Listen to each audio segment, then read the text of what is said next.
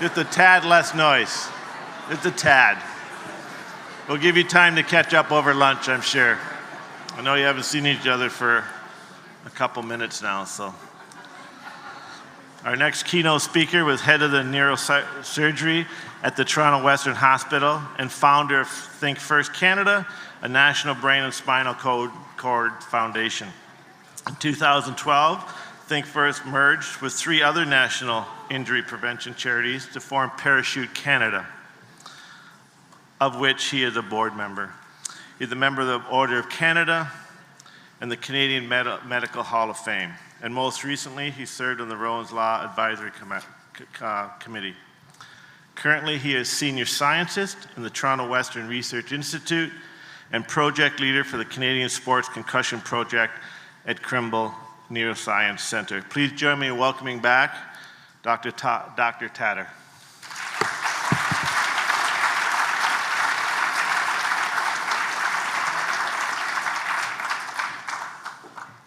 Well, thank you very much, Kevin, and Warren, thank you very much again, and congratulations to the team for bringing out such an interested and involved audience, and I really enjoy coming back year after year because I know I'm speaking to people who can make a difference in terms of providing education and awareness and prevention.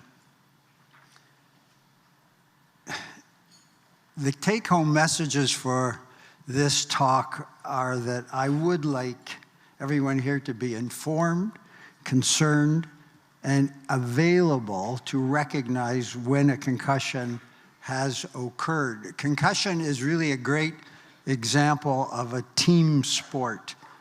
Just like it takes a village to raise a child, it really takes a concussion prevention team to make a difference.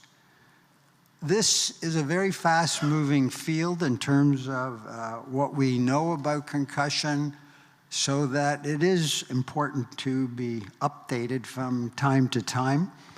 Unfortunately, as Ken has indicated, there are still a huge number of unanswered questions. And what we have seen in the past few years is that a lot of people are coming out of the woodwork to claim that they are experts with the answers, and that just isn't the case. You've already heard my affiliation, so we can skip over that. We're going to try to cover most of these topics today, but it's probably wishful thinking to think we're going to cover them all.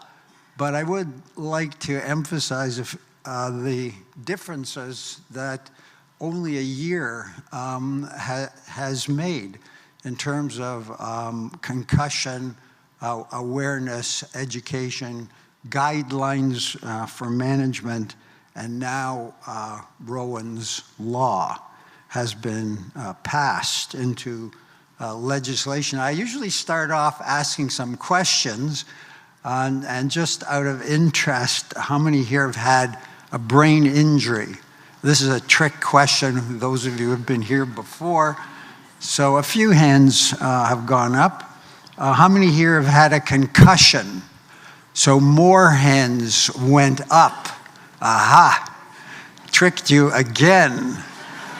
So all the people who put their hands up the second time should have put your hands up the first time, because a concussion is a brain injury. And of the types of brain injuries that we are aware of, concussion ranks number 1. It is the most common. Here's another question, and I'm treading now on Blaine Hoshizaki's territory. Which of these brain injuries do helmets prevent? So what would you say? All of them? None of them? Some of them? Well, I'll give you the answer. Helmets prevent all types of brain injuries except concussions.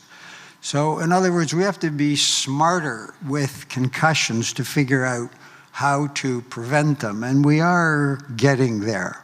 But we have to be smarter than just putting helmets on. Nowadays, we speak of concussions as being a spectrum of disorders. So it's not just the acute concussion, but it's the consequences of concussion that exercise us the most in terms of our concern about concussions. And this is the list, and you'll be interested to see that psychological consequences, mental health disorders of a whole variety of types do follow concussion, especially repetitive concussion. The advantage now that we have over people 20 or 30 years ago is that the definition of concussion has been simplified. Really, it's really an easy definition now. We just all have to be on the same page and learn it. And we've learned that it doesn't have to be a hit to the head that causes concussion, so that the judge in court who says, well, how could you have had a brain injury? There was no bruising of the head. So that is completely incorrect, that a whiplash effect on the brain can cause a concussion without any direct hit to the head. The exact mechanism is not known. Blaine is going to tell you that it's rotational acceleration mainly. We do know that it's not due to bleeding, and there is no tearing. We do think it's an injury to the fibers mainly, what connects nerve cells. But unfortunately, we still have a long way to go to really be sure.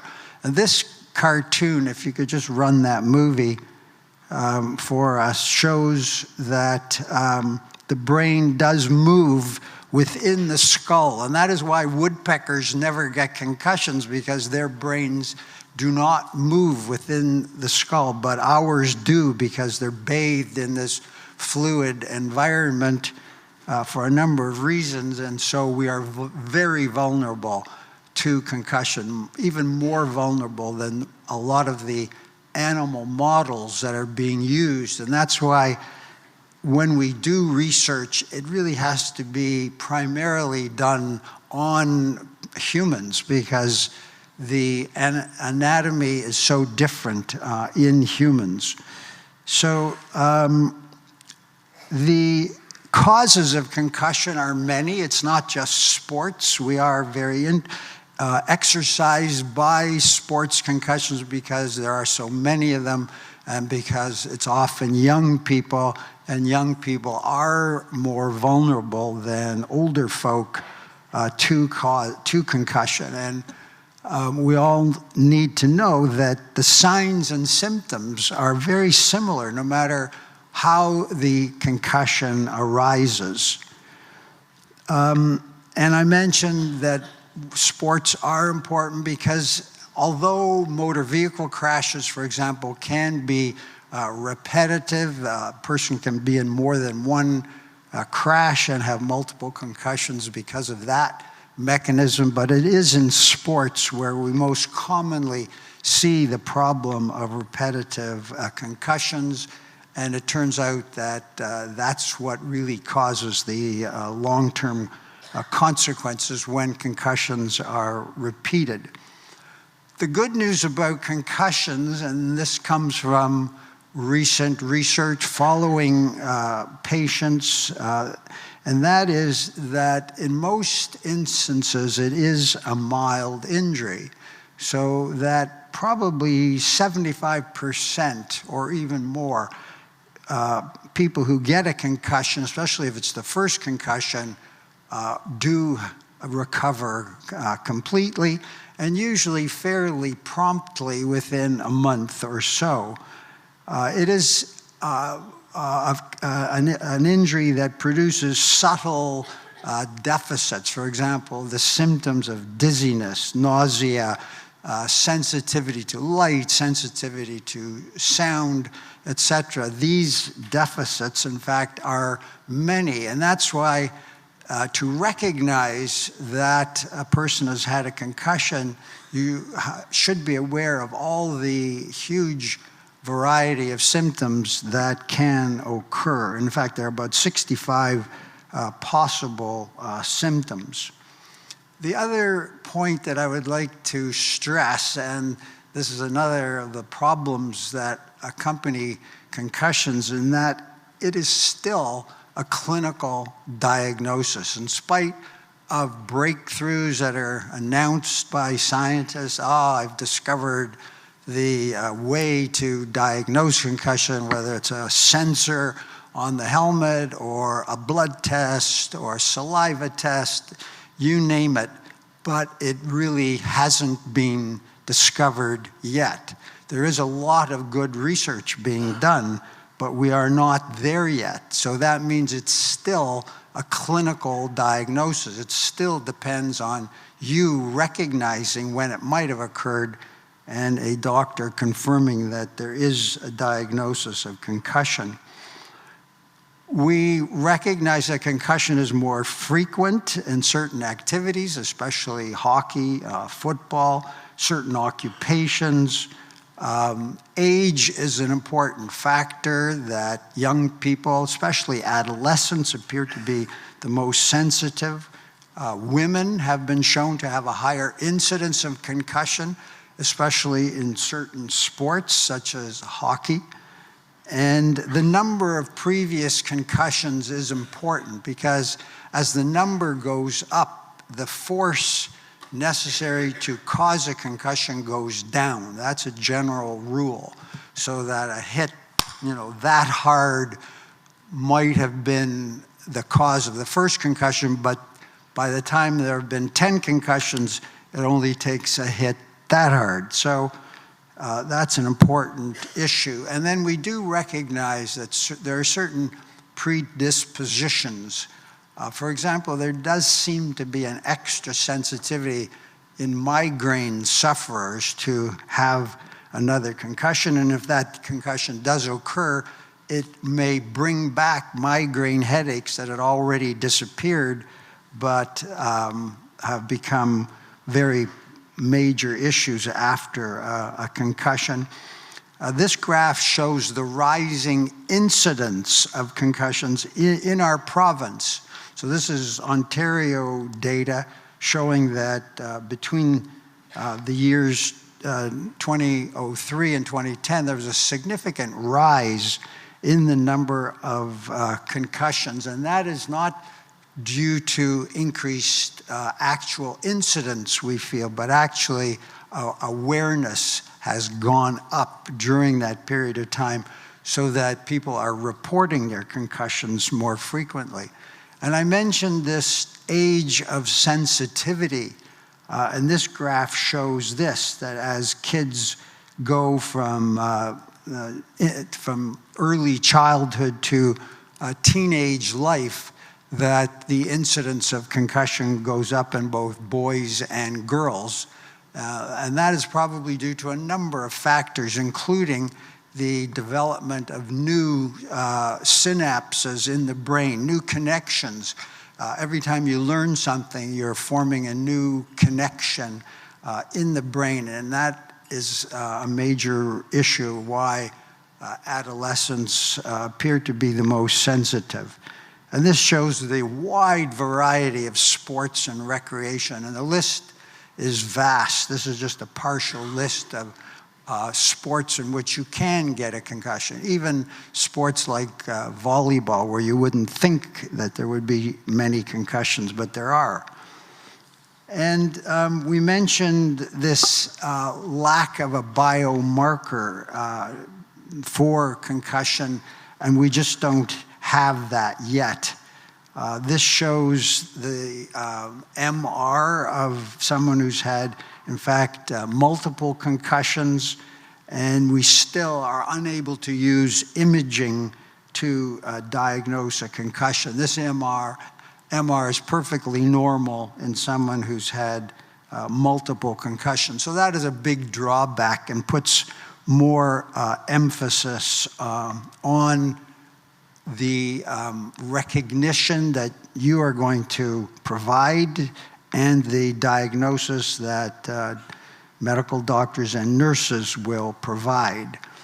One of the unsolved issues about concussion is the fact that there can be delayed symptoms. So it makes it even more difficult in terms of clinical diagnosis, that all may not be present at the beginning, so that these kids, for example, have to be looked at again and again to make sure that they have had a concussion. So the initial symptoms are usually there within seconds or minutes, and the initial symptoms, as we said, are a whole variety of symptoms that can be recognized readily if there's loss of consciousness, for example, but that is very rare. Probably less than 5% of kids who are concussed lose consciousness. And then later symptoms, and those later symptoms may not occur for even hours or days after a concussion. And the later symptoms may actually be new symptoms that didn't appear early on, but have only come to light after hours or days. And they may be different from the symptoms that occurred early. And then we are faced with these very late events in those who are actually going on to brain degeneration. And those are extremely worrisome indeed, and we'll have more to say about that. So this is sort of the category of who does what. So I mentioned that recognition is everyone's job, and by everyone we mean players, parents, coaches, teachers, referees.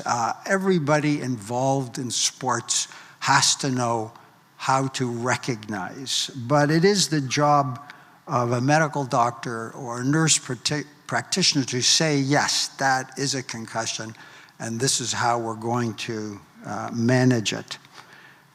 This issue of it being a clinical diagnosis is subject to the knowledge of the examiner.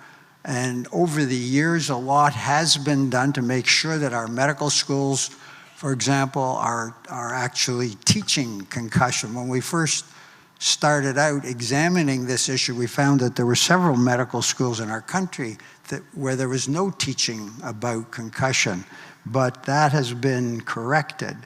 And then the other problem is that we have to tell kids that they have to tell. They can't fudge it. They can't hide it if they want to get better. And nobody said it better than a youngster whose name was Molly on our Smart Hockey video, because she said, if only I had told, I wouldn't have then gotten the second concussion and had to stay out of the game for 6 months. So there's value to telling. I mentioned we've been aided by international consensus conferences on concussion in sport. This has been of great assistance to the field of concussion. These are held worldwide, and the last one in Berlin, all the proceedings were published last year, and has been very good for the field. However, it's not perfect. There have been some inconsistencies and some biases. So the guidelines internationally have to be localized, and we think of this of having to Canadianize them. And fortunately, this was recognized by our federal government 3 or 4 years ago, where the Minister of Health and the Minister of Sport were directed by our Prime Minister to get it right, to harmonize so that we're all on the same page. And that has been a very important exercise. And Parachute Canada was chosen to do that harmonization, and we actually did it. And here is the result of it. And this was published last July, a Canadian guideline on concussion in sport. I think this will advance the ability to detect and manage, especially kids who are involved in sports and recreation. It will also help the medical profession, for example, because there's now a standardized method for doctors to report, in fact, to report back to schools that a concussion has occurred. So I would like everybody here to promise that you will look at this on the weekend. It's on the Parachute Canada website, and it's really useful. The statements that are in that Canadian guideline do reflect what has gone on internationally. So we do benefit from the results of these, from the findings of these international experts. And the messages are very simple. Remove the person from the current game or practice. And the slogan that I like to adhere to is, if in doubt, sit them out. And nobody's perfect. Mistakes can be made. These are not easy to recognize, so err on the side of caution. We have changed some of the recommendations about management, and the ones that are bolded on this list are ones that, in fact, have been changed significantly. So the time for rest has been shortened, for example, to no more than 24 hours. We've extended the guidelines for return. Before, the emphasis was on return to sport, but now number one is how we manage return to learn. But the process is the same. It's a graduated increase depending on thresholds. And I think it would be helpful for everybody to talk that language of a threshold. And the threshold means the amount of exercise you can tolerate before the symptoms come back. Not just physical exercise, but also cognitive activity. Sitting in front of a computer screen, for example, is extremely aggravating to many people who are recovering from concussion. So that has to be done on a graduated basis, and we try to teach concussed people to recognize their threshold. So that's new. This concussion recognition tool is also new. It's been revised. It's also on the website, full of good information for the concussion prevention and management team. We do still have to tell people to hang up their skates or hang up your cleats, that you really should not play collision sports and start to concentrate on other physical activities. And what we look for are these signs that the brain has suffered too much, especially paying attention to cognitive deficits when there's been a significant decline in memory, a decline in performance at school. When there's a long duration to recovery, if it takes a kid several months to recover, that is of significant concern. And thought should be given to whether that should prompt withdrawal from collision sports.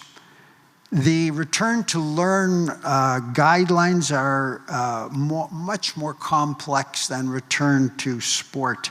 They really need to be individualized. And again, there's no help from any biomarker that's been discovered.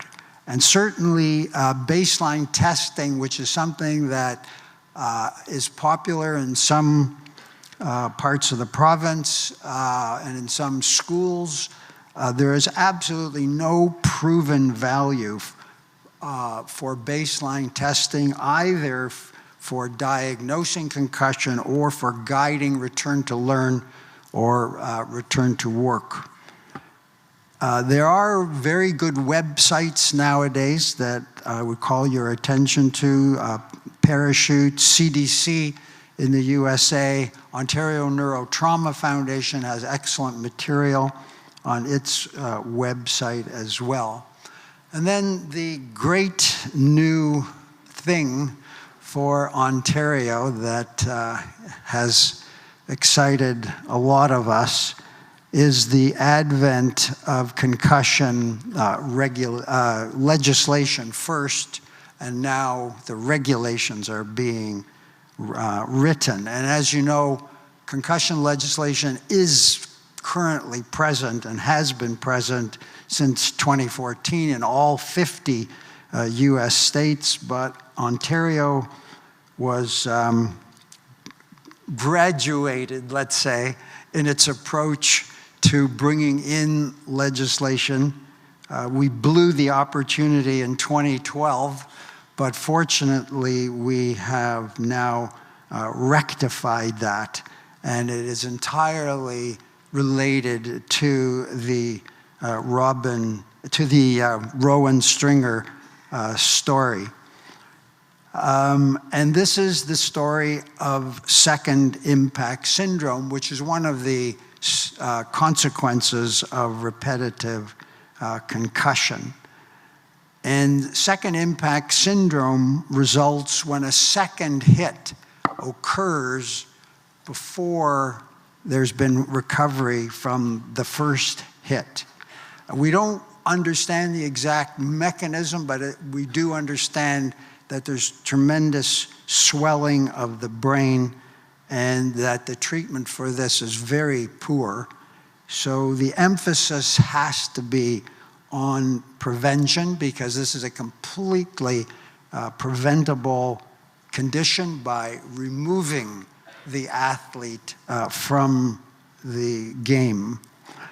And the evidence for this, you'll see, is a number of cases. They're quite rare. We're very fortunate in the sports world that this is a rare event, but when it does happen, it's catastrophic. It's either deadly or results in permanent, significant disability. And this is probably the first Canadian case that was recorded in Canada.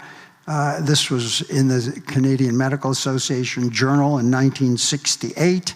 This was a hockey player who died shortly after head injury. And this is a picture of the brain, and you see those dark spots are actually hemorrhages in the brain stem due to herniation of the brain downwards, secondary to brain swelling. So all of this is highly relevant for Rowan Stringer. And this is a couple of pages from the committee report. So your Ontario government commissioned a report from a committee of individuals, players, doctors, nurses, sports organizers, public health people, Gordon Stringer, Eric Lindros, etc. Just a tremendous committee that met over a year to try to help this. And all of this came about because of an inquest that was held a couple of years after Rowan died in 2013.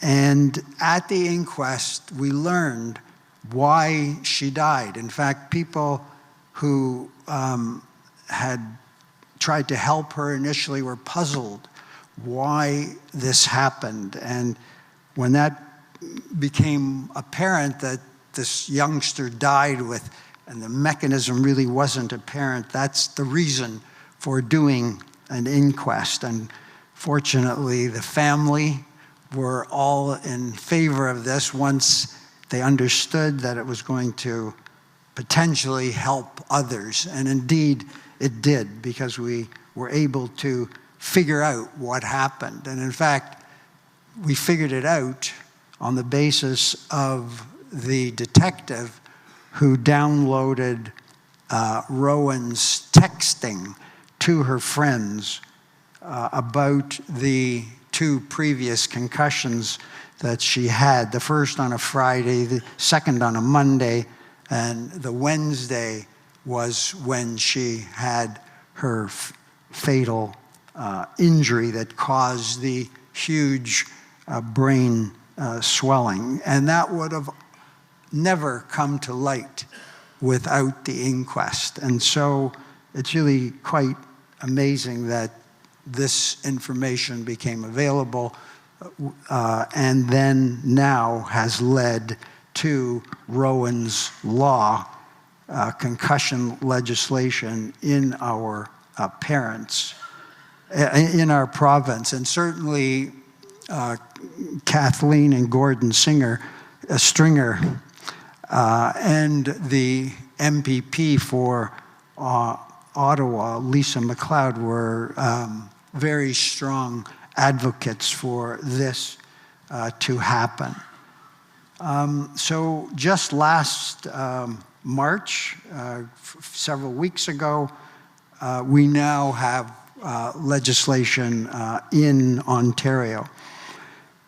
So if you look at some of the other aspects of the consequences of concussion, we see that this condition of post-concussion syndrome is when the symptoms persist.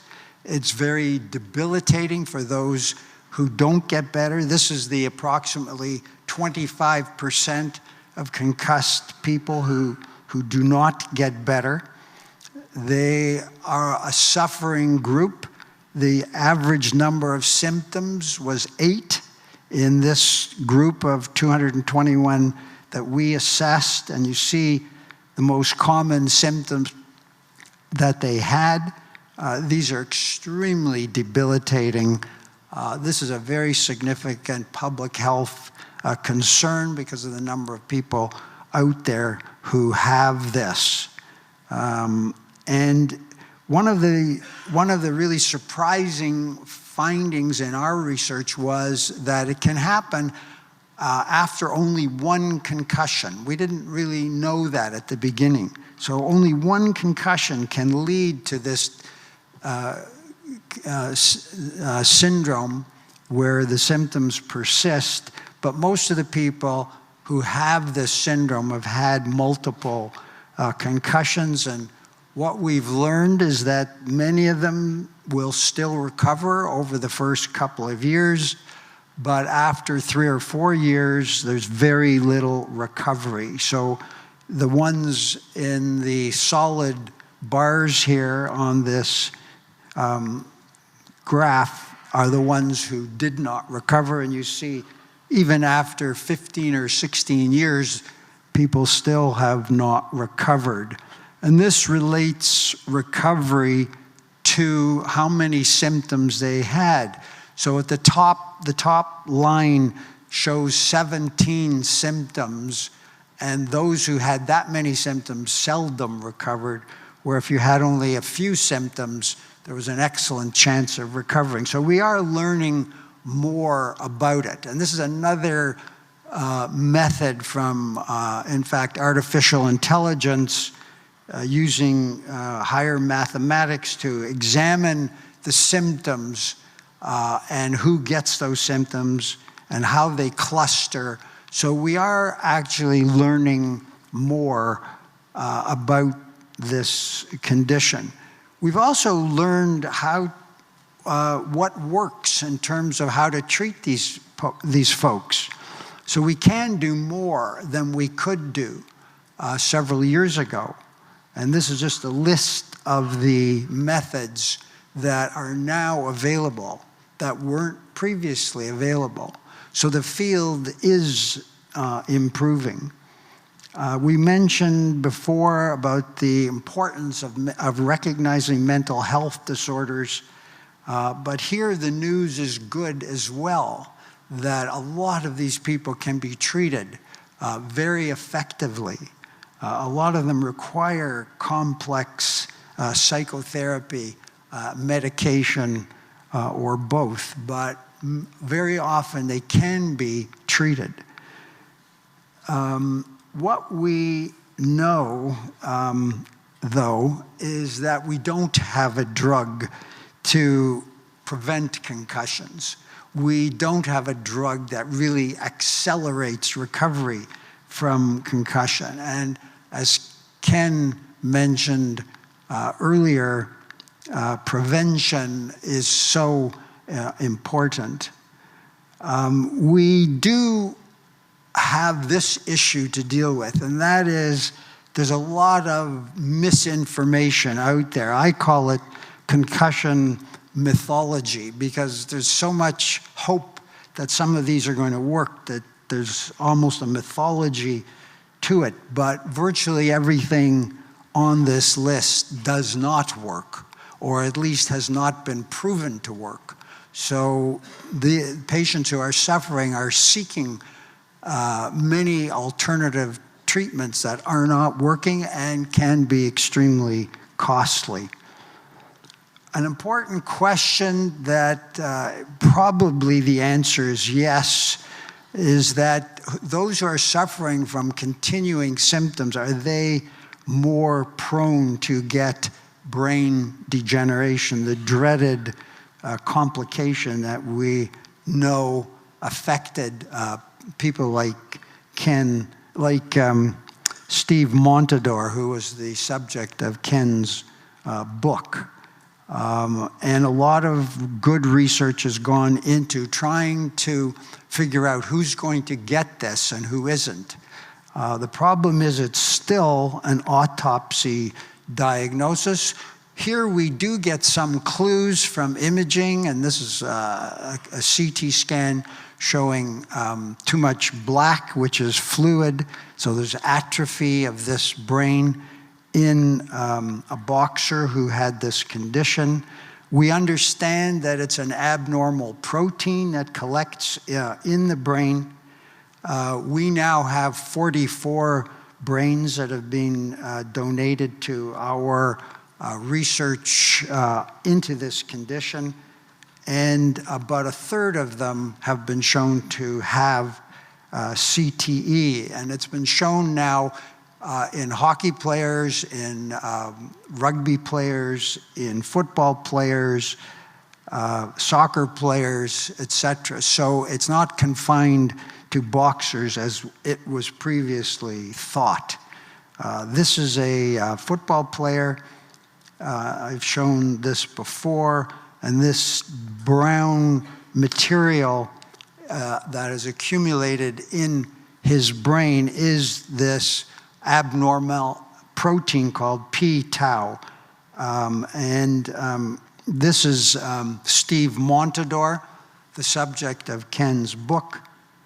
He signed this picture to me. I'm quite involved with the family because Paul Montador has been a friend of mine for a long time. And I was fortunate enough to have met Steve. In fact, when I met him, he was told by his father what I do. And he said, well, if you want my brain, you can have it. That was several years before he died. And when he did die, his father made sure that we got his brain to examine. And we know how many concussions he had that were at least recorded and recognized, because I did the math myself. having had all the records made available to me. And in fact, he had 19 recorded concussions. He played for several NHL hockey teams. He was 35 at the time he died. And this is a picture of a portion of his brain. And in the black square, which is shown here at higher magnification, you see that same brown gunk that has accumulated in his brain, which is this abnormal protein. So we're getting there and being able to at least identify this, but do we have a marker for it? And the answer is no, we don't, but there is hope. For example, that the items highlighted in yellow here will be an effective biomarker. So I'm going to end up with something to say about prevention. We know how important that is, this public health issue of concussion. We need to do more. My view is that Rowan's Law is going to help us enormously in terms of prevention. It's going to add awareness, but more than that, it's going to provide a code of conduct that if the regulations are true to what Rowan's Law Committee recommended, that kids will have to be aware of a code of conduct that includes no hits to the head, that includes removal of violent, aggressive play, and that parents will have to come to pre-season meetings. I really feel that that is an important prevention issue. If parents are on the same page as the players, and that the coaches are the ones who are conducting these pre-season meetings, we're going to really end up with everybody being on the prevention team. And not only preventing the concussions from happening in the first place, which we call primary prevention, but also secondary and tertiary prevention, which means, okay, you didn't prevent the concussion to start with, but you can do something about preventing these complications. For example, the second impact syndrome being entirely preventable by removal from the game. And if you look at the Parachute website, you're going to see all kinds of resources that are going to help you. Most importantly, the Canadian Concussion Guidelines. Just an array of additional programs that our organization puts out. Recently, in fact, we have expanded this Brainwaves program to high schools. It was a grade 4 program primarily, but now we are piloting it in high school so that would be a very appropriate time to reiterate the importance of concussion prevention. So in conclusion, there's a lot of good things that have happened, and I'm much more optimistic about cracking this problem now than I was a few years ago.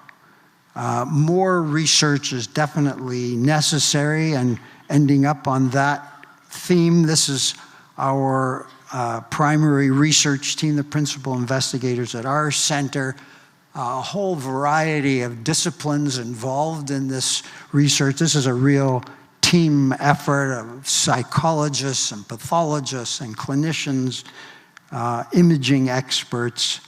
So as Ken has said, it is time to deal more smartly with this.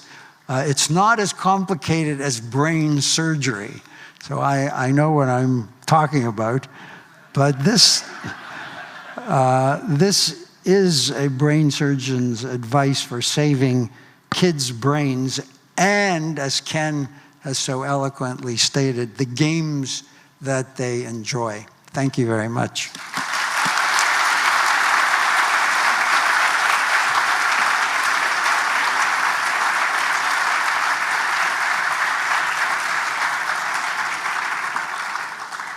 That was amazing information. Over 6 years, the information is getting more refreshing to hear each time. So thank you, Dr. Tator. Our next keynote speaker this morning is Dr. Blaine Hoshizaki. Dr. Hoshizaki is an accomplished researcher in neurotrauma in sports. Dr. Hoshizaki supervised 35 master's and 7 doctorate students in the area of biomechanics of sports and has tracked over $5 million in funding. With almost 40 years of experience in the field of biochemics, Dr. Hoshizaki has held academic positions at the University of Victoria, Lakehead, McGill, and in Ottawa, and served as Vice President of Product Research and Development for Bauer and Nike Hockey, and Vice President of Hockey Company CCM at one point. Dr. Hoshizaki consulted for the Montreal Canadiens to the New York Rangers, and in 2011 was named one of the top 50 most influential people in sports by Globe and Mail. I think that deserves a round of applause. That's amazing.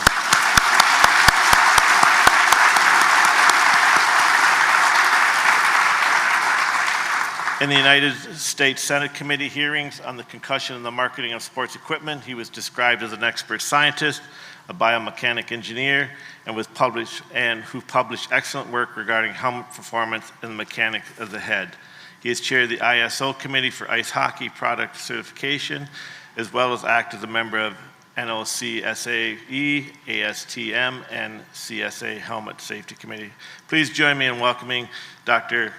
Blaine Hoshizaki.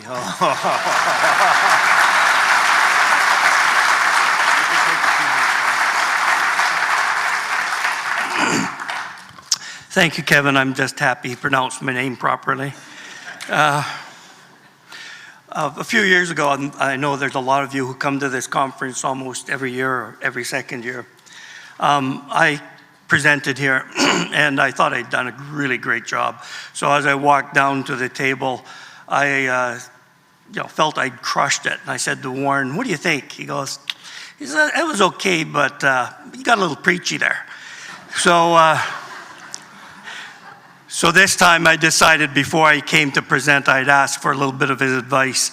And so we were talking, I think on Skype or something, and I said, "Well, what would you like to do?" He says, "Hey, don't do all that data stuff. Nobody wants to hear that." He said, if you can just explain what it is you actually do. So with that in mind, I'm going to try and explain what I do as a scientist with no data. So it's going to go pretty quickly. I know a lot of us have thanked Warren for his involvement in hosting this, but years ago, as most of you here know, and certainly Dr. Tator and Ken Dryden know, this was not on top of mind. In fact, it wasn't a topic that a lot of people wanted to hold a conference. Now, of course, you trip over them every block. But when he started this conference and committed the time and money of his group, including Kevin, it was not that top of mind. So first, I'd like to say thank you for that. That was important to us, and it helped us have a chance to talk to people who matter, and that's you people, because you're the people that will make the change, and all of us know that. And that's why we make the time to come down here. Just a disclaimer, as most people here, we have agencies that fund our research, and we're involved, of course, at the University of Ottawa. I work with CCM Hockey to consult with them, and with a company called Fluid Technologies, which doesn't matter because nobody knows about it. I'm going to try and accomplish only 3 things. And one is, I'm going to talk about concussion in a slightly different way. And that is, I'm going to talk about it as brain trauma, and I'm going to make an argument of why that matters.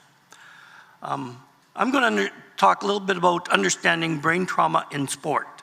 Sport is a bit of a unique, as Ken Dryden described it, the environment we have control over. So it's not like something that just happens. We actually make the rules, and they matter. So I'm going to talk about brain trauma in sport. And then finally, I hope to clarify helmets, because there's kind of a thing going around, the helmets don't matter. Well, I'm going to make an argument that they do matter. Maybe they could do better, and maybe they don't protect everything. But if you're going to play hockey without a helmet, or a lot of things without a helmet, things may go very badly very quickly. I'm going to explain why that is, or try to, sorry, without data. What I do is actually pretty simple. I work in the middle three frames. The prior frame, when you look at predisposition, genetics, psychology, anatomy, injury history, and things like that, those are pretty complex things. And that's what the individual, the athlete brings to the party. The other piece at the end is, of course, brain injury, and has been eloquently described by Dr. Tator, not a simple topic. And that's very important in our area of research, because when we try to target concussion, it's not a simple target. It's huge, it's broad, it's very ethereal, it's hard to nail down. And this, in part, is one of the arguments for understanding brain trauma and not describing it limited by concussion. First of all, as Scott Delaney tomorrow will discuss, I'm sure in great detail, we do not see most of the concussions. We do not diagnose them, and basically they're invisible to us. So probably between 50 and 60% of what we would term concussion just aren't reported for a pile of reasons. Players do not want to be moved out of their starting positions. They don't sometimes recognize it, especially in younger kids. They had a concussion or they got hit, they just don't recognize it. And Dr. Delaney will talk about that. One of the really nice things that's happened, as these millions and millions of dollars that have been put into better diagnostics, what it's told us is that even though they're not being reported as concussions, we're seeing changes to the brain associated with trauma. And at levels of trauma that are substantially below what we suspect create the risk for concussion. And these things are molecular cellular changes. Also remember, the human body and the human brain is biological. It will recover if you give it time, in most cases. And then there's metabolic changes. Concussions really is a metabolic injury. And then long-term changes, things with damage to the neurons and other types of tissues in the brain. These are the different ways, and there's more ways that you can damage the brain, and it's associated with the characteristics of the trauma and the amount of trauma or the level of trauma that the brain encounters. So we did publish this a number of years ago, and really what we're interested in saying, we used in this case maximal principal strain. It's calculated for brain tissue strain, and we found that above 35% you're at risk. Not every time above 35% will you get a traumatic brain injury, bleeding in the brain, structural damage. We also know around 14 to 35% we see this is the range where we see you're most at risk for concussive injuries. And then below that, we called it subconcussion. Now, I think the scientists in this area are going, well, what is subconcussion? We know that people who have concussions and characteristics of metabolic result or effect of concussion are 14, 35, not being reported. So do we call them not reported concussions, or are they subconcussion? So what we try to do is say we categorize it according to brain tissue strain, just so that we have a better measurement. And when we start looking at the relationships between strain and brain damage. And of course, the one other thing that I think is important to understand is, and it's partly our fault, we've talked about subconcussive injuries, repetitive impacts being more associated with neural damage. Well, all these events create neural damage and all contribute to decreased mental health. So this is really what we do, because Warren asked me to put this in here. And it looks complicated, but it's not as. Basically, your head gets hit, and where you get hit, location, direction, velocity, mass, and event duration helps us calculate the resulting trauma. And then you go to the dynamic head response, that's the movement of the head, and it can be characterized as either translational, linear, or rotational around. And this matters because it really tells us as biomechanists how those forces act on the tissue to create damage. And of course, primarily, and Dr. Tator is correct because what he said was he doesn't believe what I say, but I'll let that slide. He's got a bit of a history. So, but he is correct in that it's not just rotational that creates concussion. The reason for that is the brain is not a solid entity. It distorts and changes shape. Thank you, Fred? Jim? Okay, thank you. And so when you hit the brain and it gets distorted, it creates strain within the tissue that creates what we would call rotation or strain. And so for us, it's a little more complicated. We, of course, simplify it because we're not allowed to use data. So these things both contribute to injury response and the characteristics of those injuries. So this is kind of our roadmap that we use to better understand how you damage the brain tissue. This is the mechanics of what we do. Basically, we can do reconstructions, computer reconstructions using a software called Manimo. We take data off of video if it exists, and we establish impact. Then we do reconstructions in the lab. That gives us our dynamic response, as you can see, and we measure at 20,000 hertz, so we collect 20,000 data sets or data points a second, and then we do finite element modeling to calculate the amount of strain on tissue. This is really our methods, if you like. Can you hit the video there, Dave? Yeah. So this is, of course, Crosby's famous hit.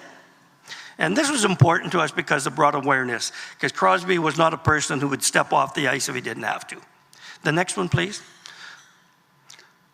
So we were able to analyze that video and do a reconstruction. That reconstruction shown here because we were able to get the impact location, angle, velocity, mass, and compliance, and that gives us the parameters for reconstruction. So what we got from that was, and this is actually, it was a 7.5 meter per second impact, and what it did is give us linear and rotational acceleration, or angular, it's the same thing.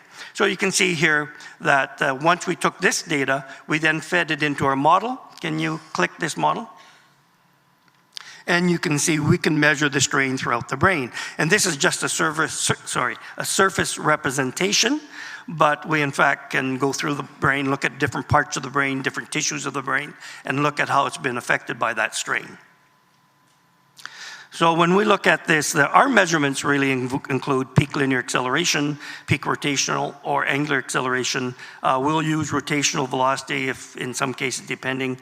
And then we look at also brain tissue characteristics, things like maximal principal strain. That's what you'll hear me talk about mostly today because it's most widely used in our area of research. We could also do strain rate and cumulative strain measure. And the last one really is how much of the brain tissue is involved.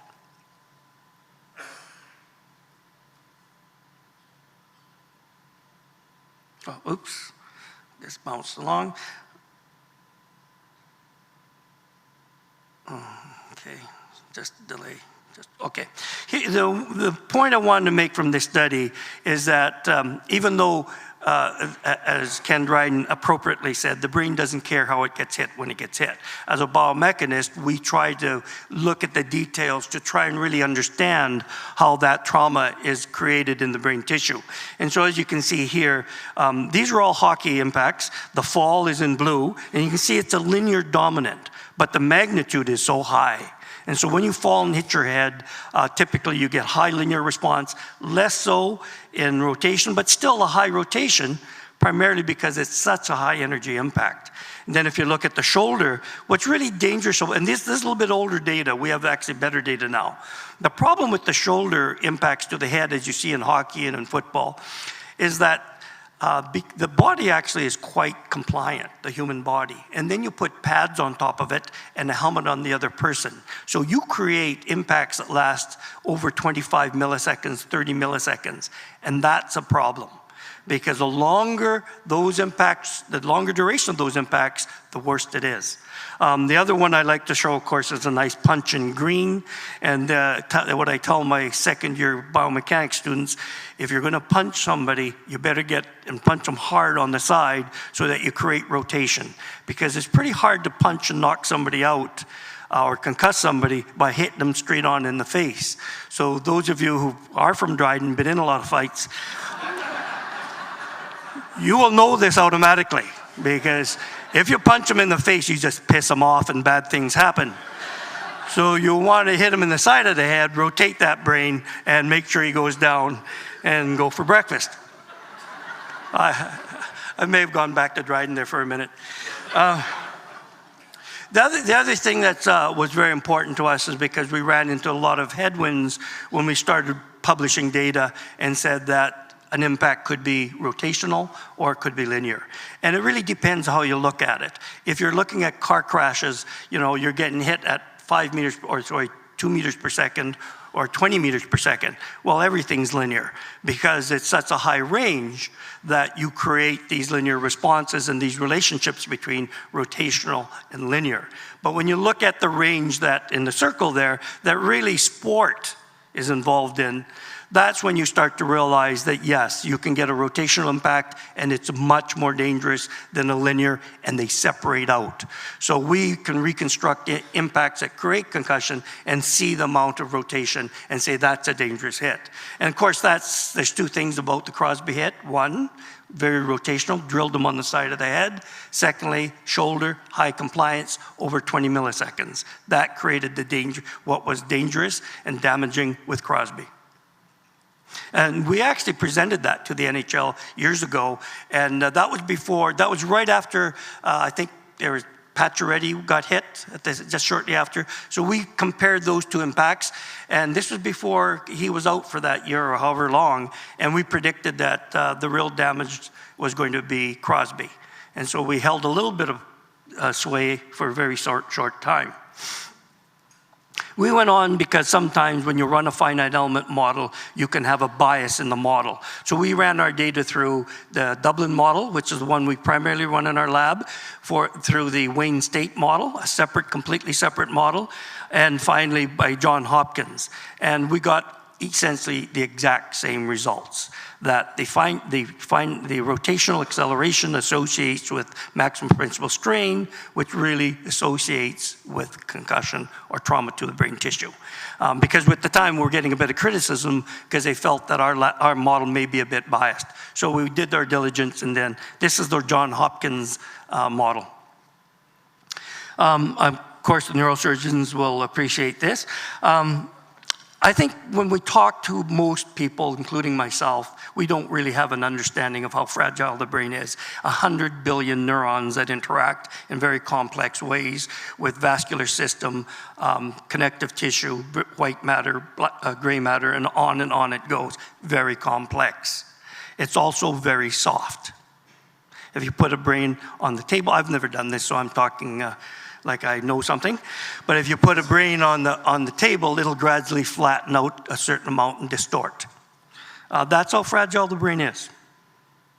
This is data we collected, and to the left, your left, you will see that this is Wayne State tolerance curve published in 1953 using a few dogs and a few primates. And their data set is close to where that green circle was. The rest they extrapolated. So we collect a lot and reconstruct a lot of data in our lab. So we decided, what if we just graphed our data, and we did not know this ahead of time, graphed the data we had in the lab, and how would it look against duration?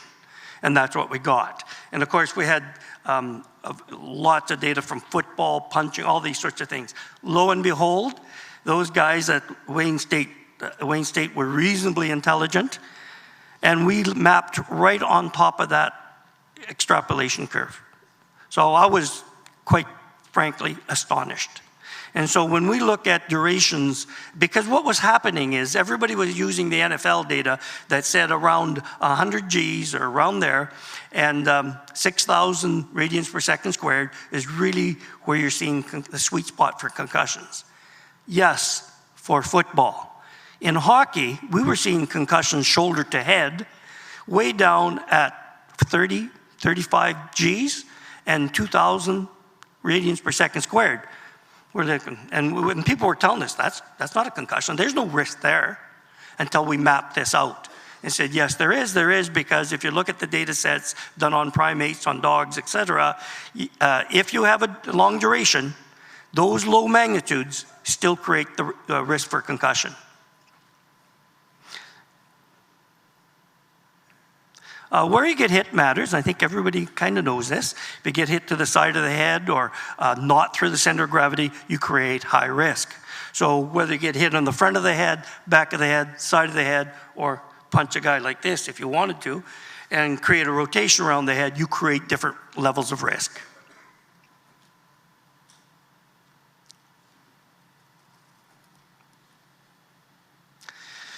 Concussion as a measure of brain trauma. I'm going to make this kind of pitch. A large number of concussions are not diagnosed, as I mentioned.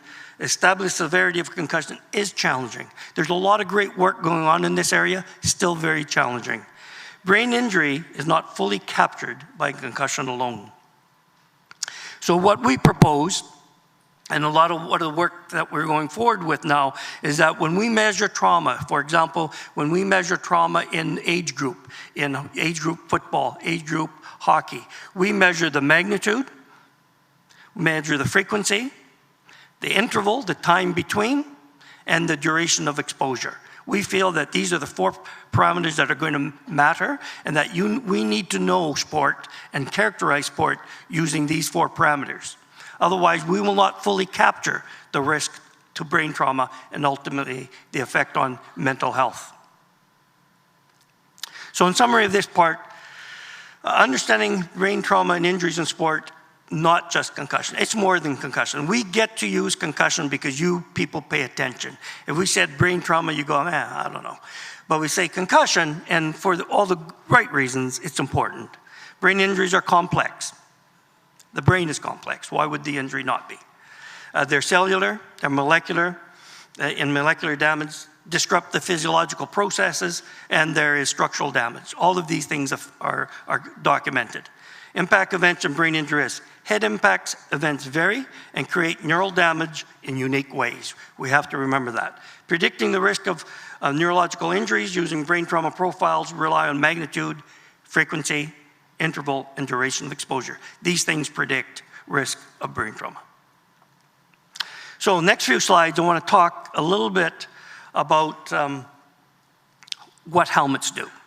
I'm going to show a series of slides now, and I just want you to remember that these are sporting events that we create and support. You're going to have to hit the next one. Oh, sorry, I'll go to the next one. All sports, all manageable. This one.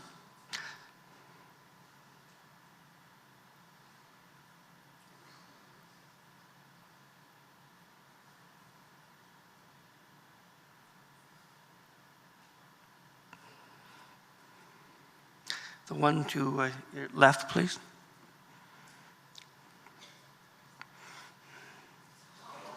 I like this because it gives us a bit of an understanding that this isn't just pro sport. Pro sport affects how kids play.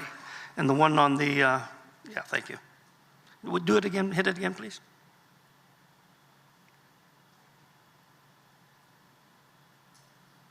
And you can see the drill that you saw on the right is no different than how it's played on the left, which is no different how it's done in pro. They all connect. Hit the left, please. Right.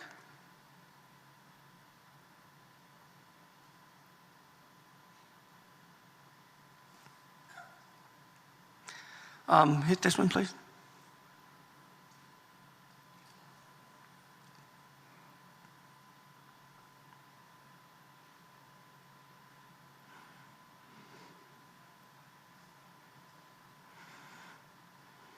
you can see this is how they're playing the game. It's being coached for a lot of reasons.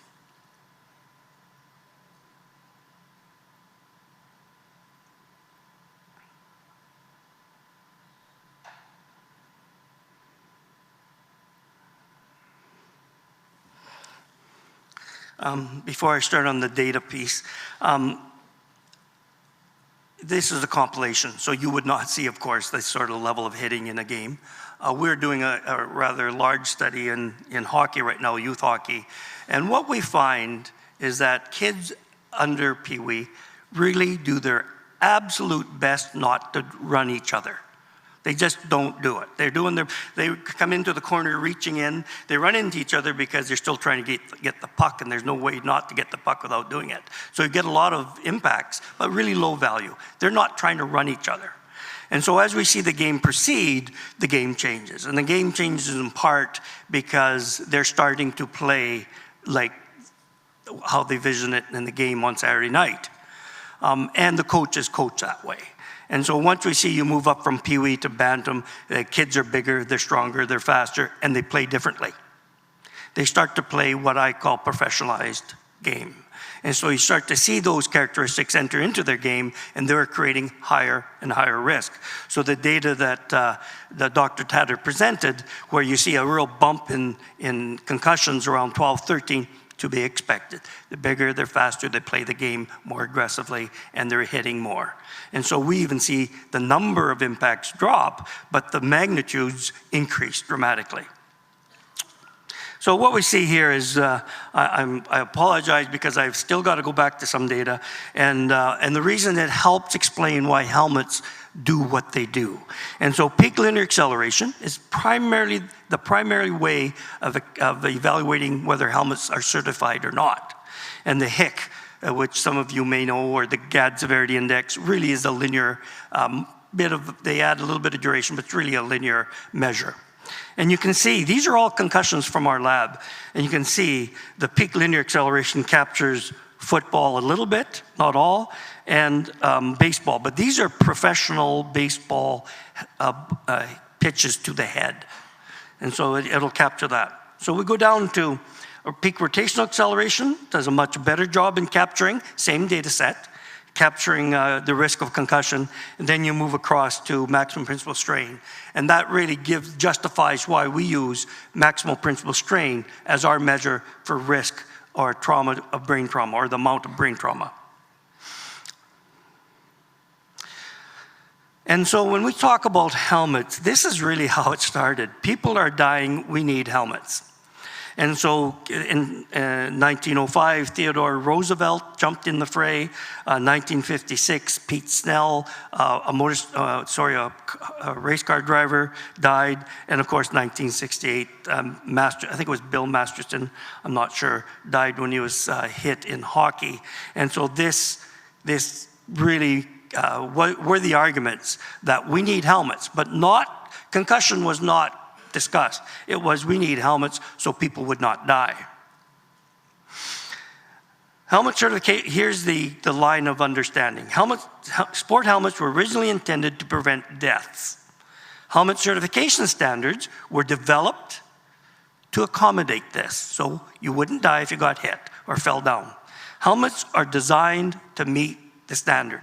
They have to be, or you go to court and you have $20 million on the table. So if you don't pass the standard, you are done. So every helmet manufacturer has to pass certification standards. For the most part, sport helmets do a reasonable job of preventing death. Of course, they can't prevent death, they can only mitigate that risk. And that's what they were originally designed to do. That's how they're certified, that's how they work. And they do work. This is some data, I'm not sure from where. 74% of fatal cycling accidents involve head injuries. 97% were not wearing helmets. Helmets among cyclists with serious injuries was at a low of 13%. Those killed, 3% were wearing helmets. So it really gives you a bit of flavor of the fact that helmets matter. And of course they do, if you don't want to die. If you're falling off a bike so many times that you need concussion protection, you maybe shouldn't be riding a bike.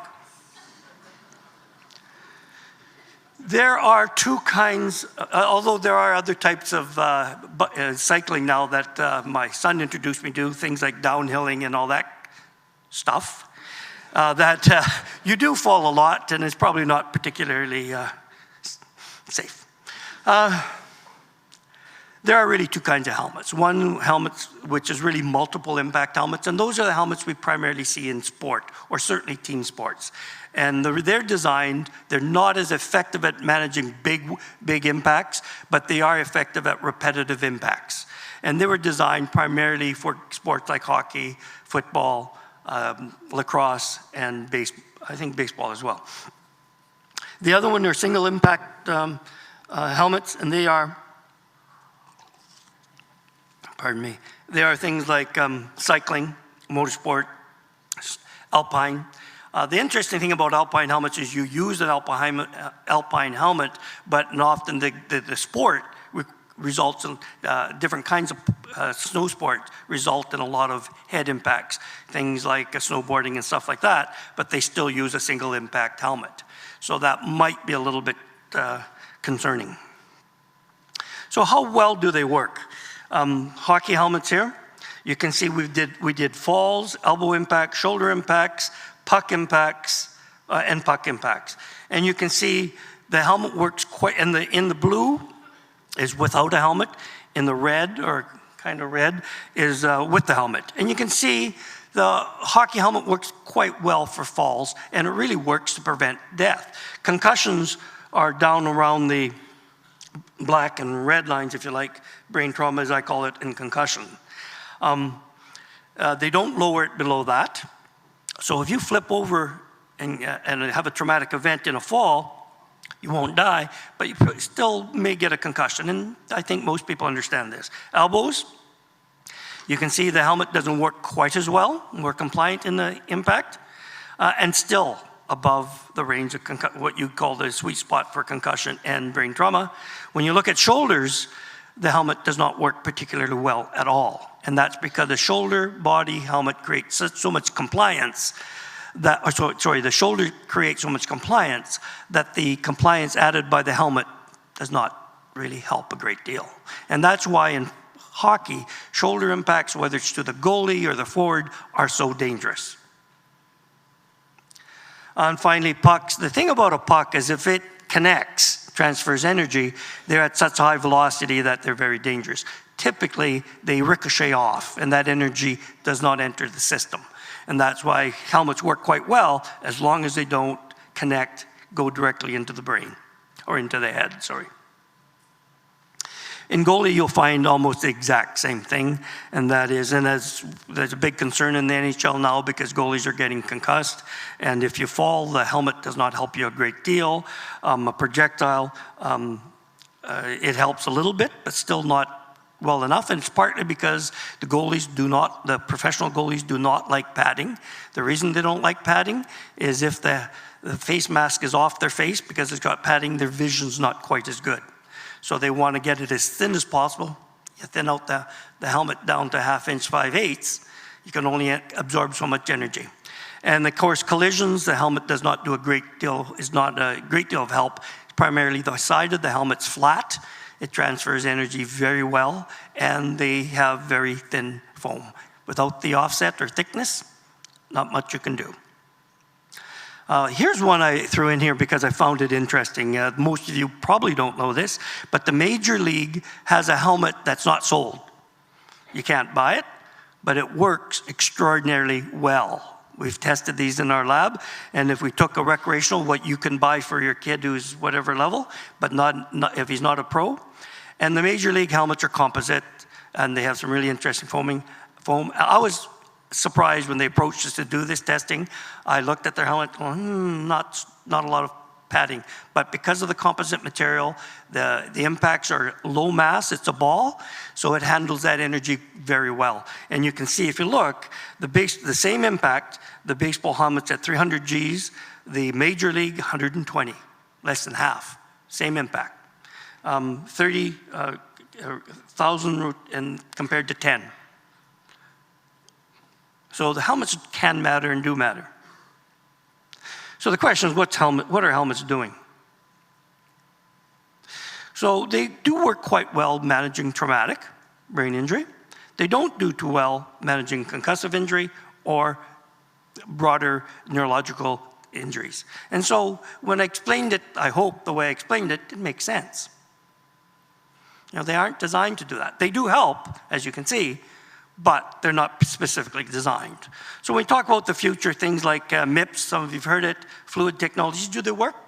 Yeah, they work. They'll help decrease, and it varies on the helmet, but between 5 and 20%, in some case 25% decrease in transfer of rotation. So they are good, they're getting better. Things like 6D gel pads, they are also being introduced, and this thing called Hovding, which actually works extremely well, except it's very heavy, very expensive, so they haven't got very much traction. The other question I'm often asked here, bigger helmets matter. Well, yeah, if you're skating around and not going to get hit and just going to fall, if you want to use a bigger helmet for a child learning to skate, things like that, yes. Bigger helmets, bigger targets, higher rotation. So there's a real trade-off there, that making bigger helmets that do really, really well in a linear test does not mean it's a safer helmet. So, future integrated risk management. We have to consider how the game is played, and that's what Ken Dryden has talked about. Absolutely. If we ignore that, and I know he's focused on the pro game, I'm talking about the games that you guys deal with. We have to make sure the rules protect the players and make sure they don't get hit in the head. We have to do better at the helmet certification tests. I'm involved in a lot of that. It is a slow process, but we have to maintain pressure and improve testing methods, because the helmet manufacturers will make their helmets pass the standards because they have to. Because if they don't, they get sued for $20+ million. So there's a lot of importance there. Improved helmet technology that manages rotational acceleration, of course this will continue to happen. Customized helmets to protect trauma reflects the risks of specific groups. What we're finding in our research, that women play the game differently. They have different risk characteristics. Children have different characteristics. And developing helmets that are specific to these risks are going to be important in the future. An observation that I asked Warren if I was allowed to put this slide up, because he does criticize me for being preachy. The brain is vulnerable to damage at low energies. We have not to forget that, because now we're thinking of concussion, traumatic injury. It's dramatic injury, but the brain is injured at lower levels. A big part of concussion research is focused on developing better ways to diagnose, treatment, and return to play. And it is well spent. We need better ways to do that. Millions of dollars is spent on developing better helmets, and that is money well spent. However, why do we put our children's mental health at risk by allowing head impacts that create high risk for neurological damage in sports? Remove head impacts in sport, especially in our youth. That has to be our mission, and it's consistent, I think, with everybody in our area. I just wanted to bring this to you because some of you who were here a couple years ago, Dr. Scott Delaney, remember that name, he'll be here tomorrow. He and I played hockey at McGill when he was there trying to learn to be a doctor and I was a professor. And he, as many of you see, criticized me a lot. So I found this slide, and the truth is his nickname was Stonehands when he played hockey. So I just want to see, this is a slide I found where he's actually trying to explain why he had the nickname Stonehands. So when you see him, make sure you bring that, or Hands of Stone, sorry. Make sure you bring that up to him. Thank you very much.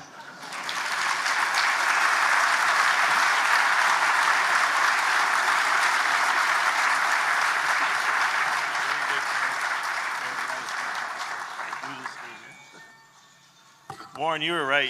You working with him really helped. It was much better this year.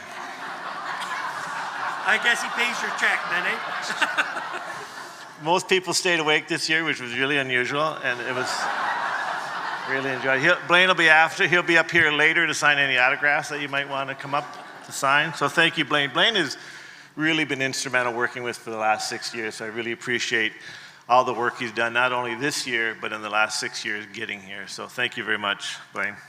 And now I'd like to invite Dr. Tator to the stage, along with Ken Dryden. We're going to have question and answer time. There's mics at the front. I think there's a mic over there and a stand, and there's a stand over here. If you want to start lining up behind the mic if you have any questions. There's a difference between a question and a statement. A statement ends in a period, and a question ends with a little squiggly mark. So the statement piece will come after the question period time. So if you have statements you want to make, we'll have a statement time too after, around lunchtime. So if you want to make your way to the mic, if I need a little bit of light, because I can't really see the mic stands. Not brighter, no. I'll start at this side. I believe there's a human being walking up there, I think. Go ahead and ask your question. Thank you. I thought I'd get the ball rolling. My name is Jacqueline Titley. I'm with the Coaching Association of Canada. Thank you to our speakers this morning. It was great and very enlightening. My question is for Dr. Blaine Hoshizaki. We do have a number of initiatives in place for coaches in multi-sport, making headway as an online concussion education resource. Football Canada has a safe contact program, teaching coaches how to coach contact safely, as well as Rugby Canada's Play Smart initiative, putting player welfare first. But moving forward and always wanting to improve and improve our coaching workshops, our coach education, how do you see your research impacting how we teach coaches or how we coach our kids? I think that's a very interesting question because I think it's very germane. One of the most creative and influential people that are involved in sport are coaches. They're extraordinarily creative, very smart, and very committed. And what I believe is that we can modify the game, make the games good, but you have to include the coaches, because the coaches can help modify the game, because how they play the game, because what you've said is true. In the last years, we've seen the change, the information's come out, but once you hit the field, the coaches are trying to win. Some more than others, some more than others, but they're there to win, and not at all costs, of course, but certainly they're going to run to the line. You're the coaches, you know that. You're going to try and get there, and you're going to use what's fair and what's reasonable, but you're going to get to that line. So what I think is important is you include the coaches in that and make the objective protecting the children's brains. And I think that would be most influential. And that if you change the rules with that in mind, the rules, not the management, you need that too, believe me, diagnosis, management. Change the rules, protect the kids' brains. That would be important. Thank you. Anything you want to add, Dr. Tator? Just along the same lines and what I was trying to say earlier is, as Blaine just said, coaches are remarkably creative and adaptable people. And as I've said many times, coaches and players are among the most creative people on earth because they are among the most competitive people on earth. They're always looking for a new answer, a new way, a better way. In every game, they have to adapt 20 times. I mean, the situations change, the score is different than expected. They're ahead, they're behind, it's early in the game, it's late in the game. That's what they do. They need a challenge. They need a test. They need a focus. And what I think is a far underutilized resource is really pushing the coaches and saying, that I know that this is the game that you grew up with, that you know, that you understand, that you love, and all the rest of it. But what we are saying is that this game, we have to find a way of it being played in a safer way. And everything that you say that, well, it's impossible, that's how football is played, or that's impossible, that's how hockey is played, is that flip it on them and say, you know what's really impossible? What's really impossible is your future if, in fact, these changes are not made. That's really what's impossible. So get that in your head. Now, focus on this game, and as Blaine said, of where the focus is on, is reducing and then further reducing and then further reducing blows to the head. And at the beginning, there'll be all kinds of coaches and officials and administrators and commissioners that are going to say, well, you can't do that. Well, you can't do that. It's like, well, no, wait a minute. This isn't about can't do that. What you can't do is allow the player to be hit in the head and with any kind of frequency. That's what the can't is. Now let's shift it over to the must on the other side. Come up with a strategy. How might this game be played, in a different way that would reduce those impacts? And I think what you're going to find is that you put those coaches together, and what they'll do is they'll come up, well, we could, if we could do maybe this. Well, that's unthinkable. Well, no, actually, we could do it in that slightly different way. Or maybe we can do this. Well, actually, we could do that if we did this. And then you start into the possible as opposed to the impossible, which is the beginning threshold, of it. And I think the coaches have not nearly been pushed hard enough on this. The same with the sports administrators, the same with the sports officials. And not only haven't they been pushed hard enough because the problem is significant enough, but at the same time is that because they haven't, if they aren't pushed harder, they don't, their creativity is not brought out. I mean, those coaches are going to come up with great answers if they are presented with a challenging problem, because that's what coaches find a way of doing. And that's what I meant at the end of all is that what is, is that where in all of these sessions and in any sessions at other kinds are those coaches, those officials, and saying, look at what's presented on the board. Look what's up here. Now you as the coach or you as the official, what are you going to do? What steps are you going to take so that, as Blaine pointed out in his last one, all of these other attempts at diagnosis and improvements in that way, but prevention is really the absolute key to all of it, and you are the first line of prevention, and you're the essential line of prevention. So I would love to see the coaches really challenged, and if they aren't, then challenge those officials and those administrators and up the line where they get it so that they will end up pushing the coaches if the coaches don't push themselves.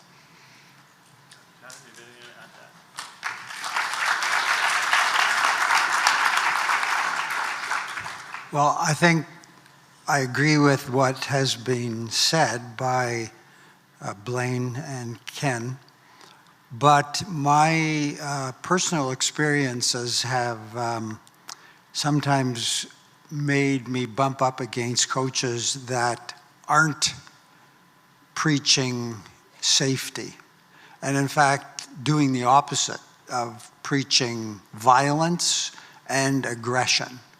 And I think we all know some of those coaches. And I think just like bad apples have to be weeded out of the medical profession, I think bad coaches need to be weeded out as well. When my older son was playing hockey, I've told this story several times, our coach told our team to kill one of the opposing players. Get him, kill him. He was a great player, and our team was charged with the responsibility to get him, kill him, which resulted in a fist fight between the child's father, who was being singled out, and our coach. Now, what a horrible display that was to show kids. And I think that plays out as well with referees. A referee who lets the game get out of hand is causing injury. What plays out in my office is parents coming and saying, well, my coach told him to hit. The referee allowed that kid to knock out my son. He's already knocked out 2 other players this year. Why is that referee still playing, still refereeing? So in my view, when parents ask me what they can do at the game to ensure safety, and I say, watch the coach like a hawk. The coach is in charge of safety at the game, not just in charge of skills development, but in charge of safety of those kids.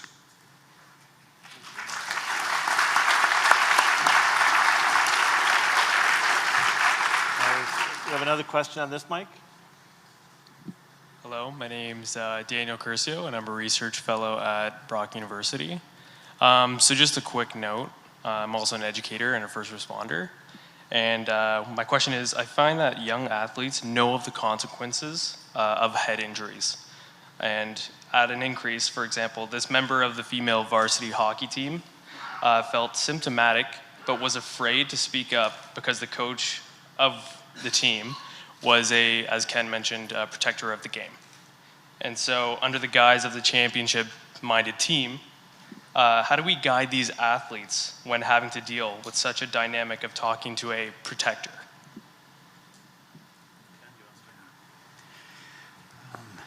One of the things I tried to get at in the book is an understanding of players. And the essential line, or the beginning line, is players play. That's what players are going to do.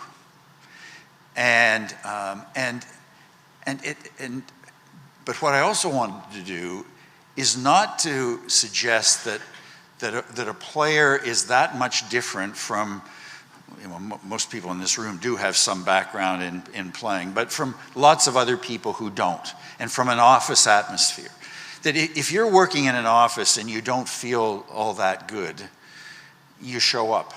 You show up the next day, and in part because it's your job to show up, in part because it's part of your pride to show up, in part because you kind of like overcoming a little bit of the obstacle of not feeling so good and being there, in part because you have a task to do that next day, in part because those that you're working with are expecting you to be there, in part because the people you're working with need you to be there, in part because there's a little bit in there that worries that if in fact you're not there, maybe it'll be discovered that you're not so essential as you like to think yourself to be.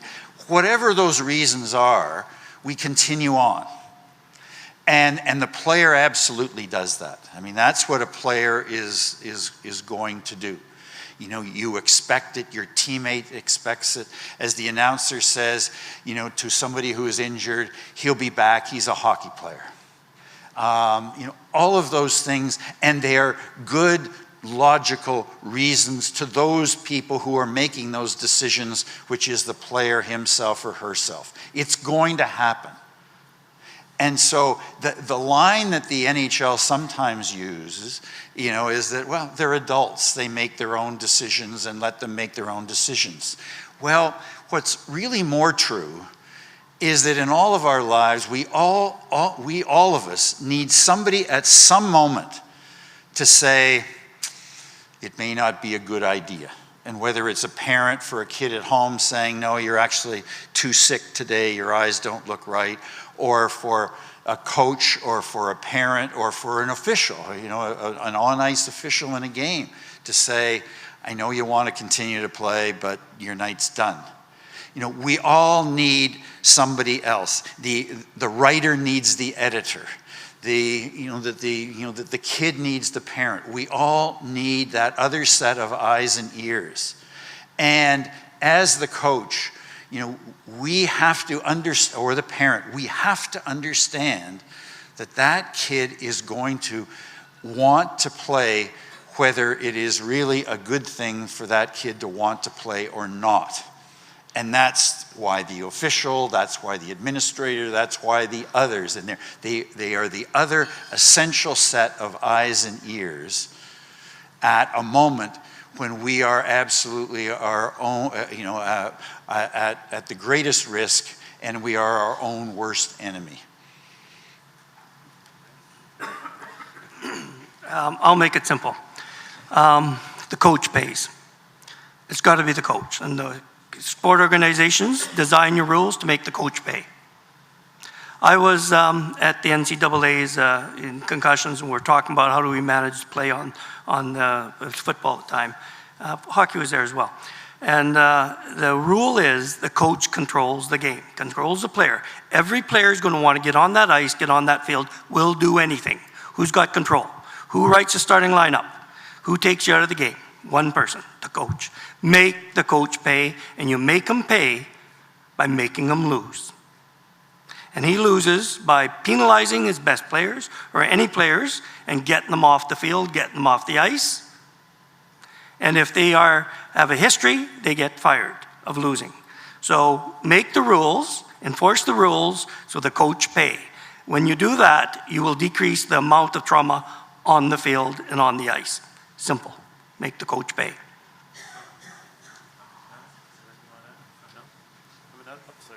Another question on this side? Hello, my name is Roger Jenkins. I'm a teacher coach for 20 years, and I've never been able to change the rules.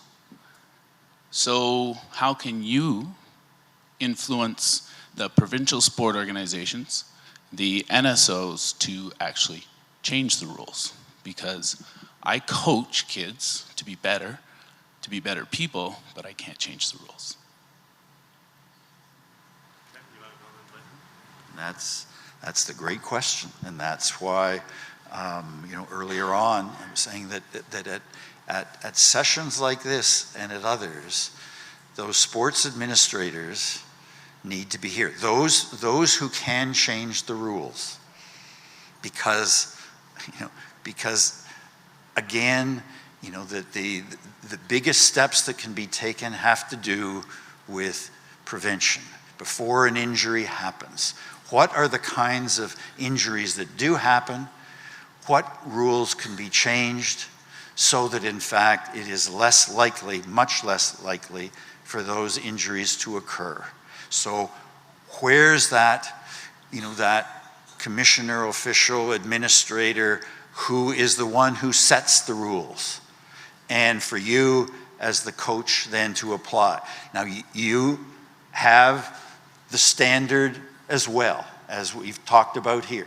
That your standard is the player himself and herself, and the best interest of that player. But you need help. You need those who are the rule setters to set the rules that make your players safer.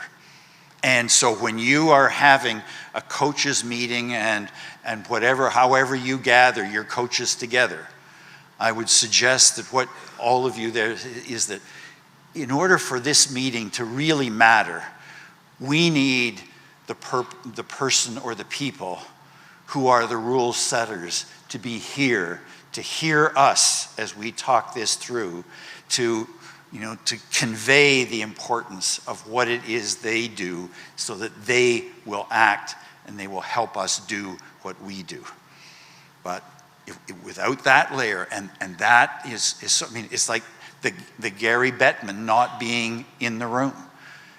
He is the decision maker. Just as somewhere for you, there is an official and an administrator that is the decision maker. The central part of the response now, the answer, the action, has to do with the decision maker. That decision maker needs to be present. That decision maker needs to be called to task.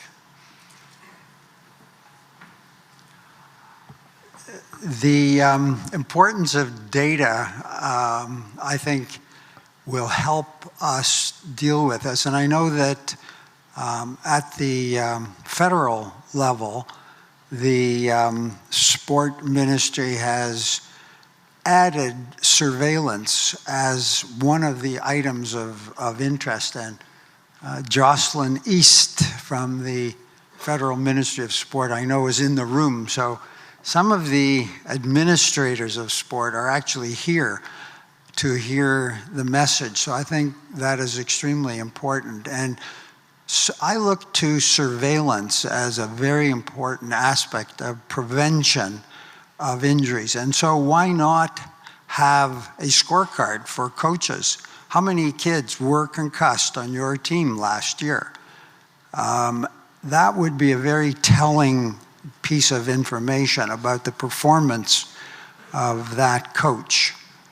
And as I mentioned already, it plays out in my office where parents will complain that the same kid that caused a concussion to their child caused other kids to be concussed. And so escalating penalties for repeat infractions, I think, is an extremely important deterrent. We need to do something about repeat offenders.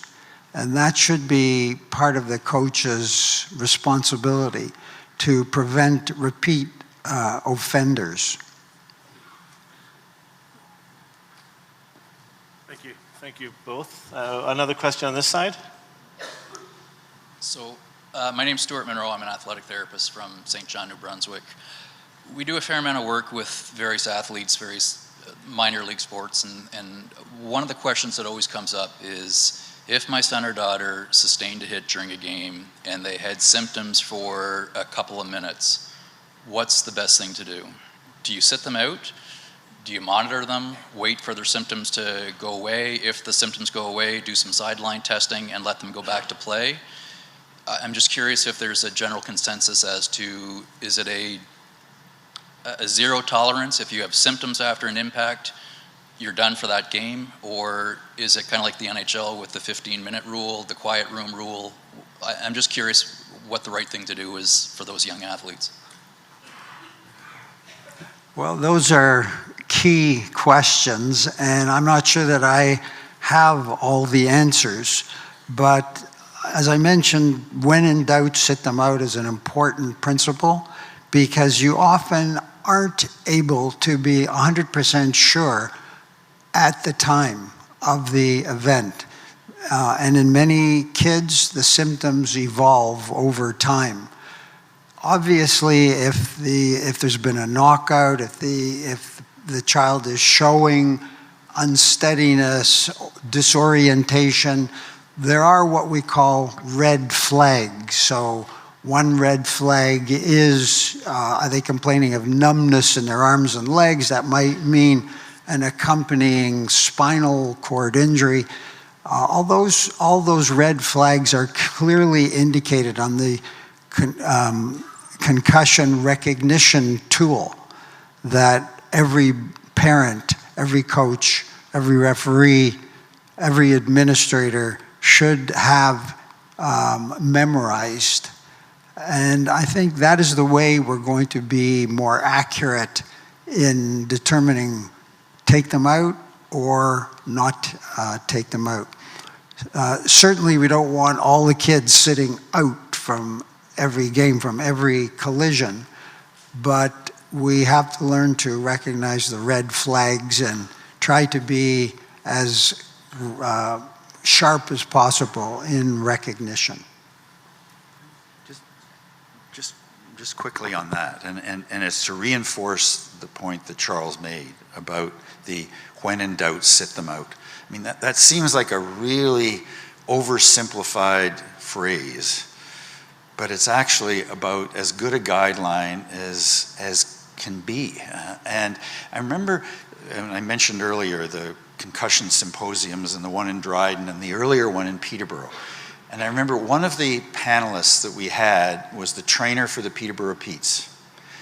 And he was talking about his experience and of trying to read from the hit that he saw on the ice and assuming that somebody would be in bad shape or not in bad shape. And he found he couldn't predict. And then finally what he learned was to trust himself. And as he said, there are very few people in that kid's life who actually see that kid every day in the way in which I see that kid every day.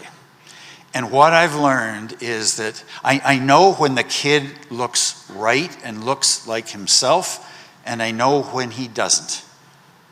And if he doesn't look like himself, then that's the most powerful symptom that can be read.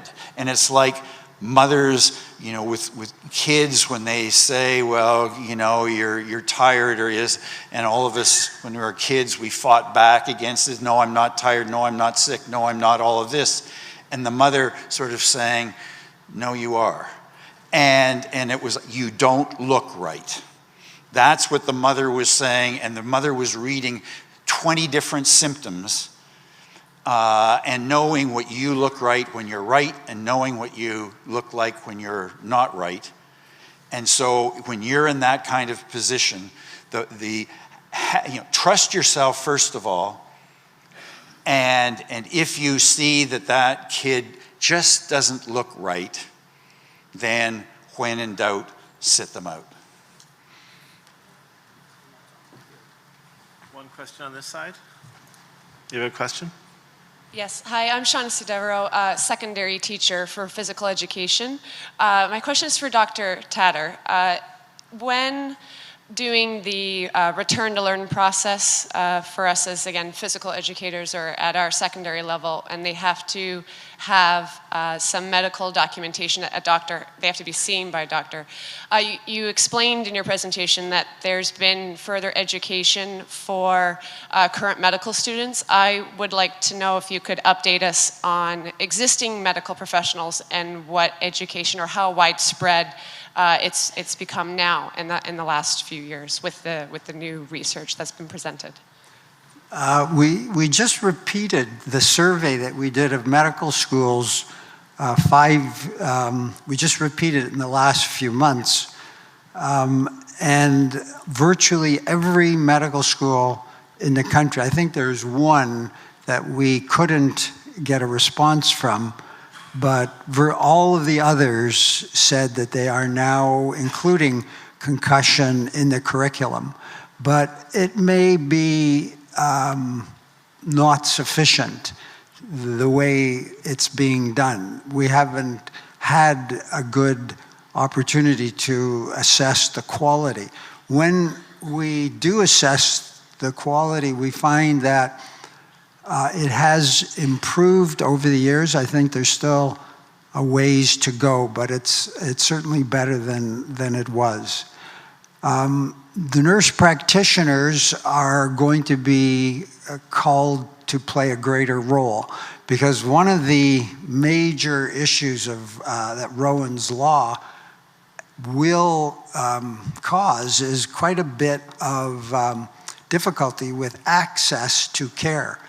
And we think of concussion care in 3 phases. The first phase is the initial encounter. Was there a concussion? Wasn't there a concussion?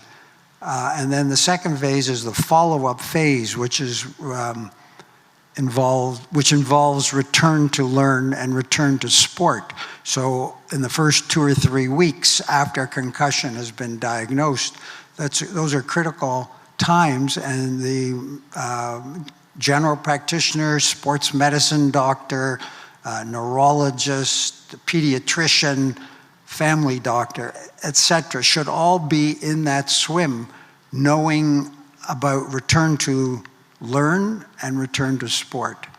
And as I said, the teaching now, manage return to learn first, and then manage return to sport.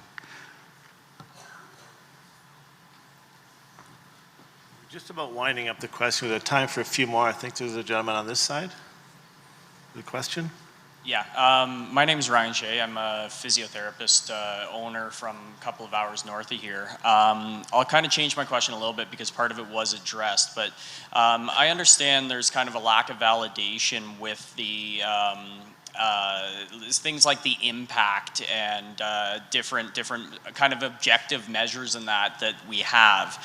And I guess the difficulty that I have seeing, and perhaps it's answered in some of the publications you're talking about, how do we rely on people like coaches to make these decisions when we know we don't have obviously the biomarkers, we know that the impact or the apparent impact of the collision may not necessarily measure the damage, and we don't really have good validated objective measures. So in the absence of, let's say, red flags, which may be quite apparent, how do we put the onus onto a coach to make that decision when we're still relying on subjective measures?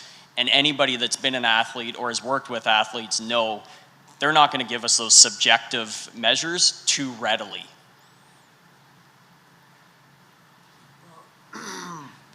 That is tough. Those are really good questions, and we don't have all the answers, especially the access issue. We shouldn't be relying totally on the coach. You should be interacting with a medical doctor or with a nurse practitioner to make those decisions about somebody who has had a concussion when they go back to sport. As I mentioned, this is going to put a tremendous strain on the recommendations of Rowan's Law Committee was that those different phases of care should be free as well, so that there shouldn't be an impediment to a kid returning to a doctor and getting a letter that states that they're ready to play. So we all have to make sure that that gets written into the regulations and that becomes part of the legacy of Rowan's Law legislation. We got time for one more question. I think there's someone on this side that has a question. Hi there, my name is Krista. I'm also a physiotherapist, and my question I think is directed more at Dr. Tator particularly. I know in the publication from the Berlin Consensus and today in your presentation about the diagnosis of concussion is a medical one, so a medical doctor or a nurse practitioner.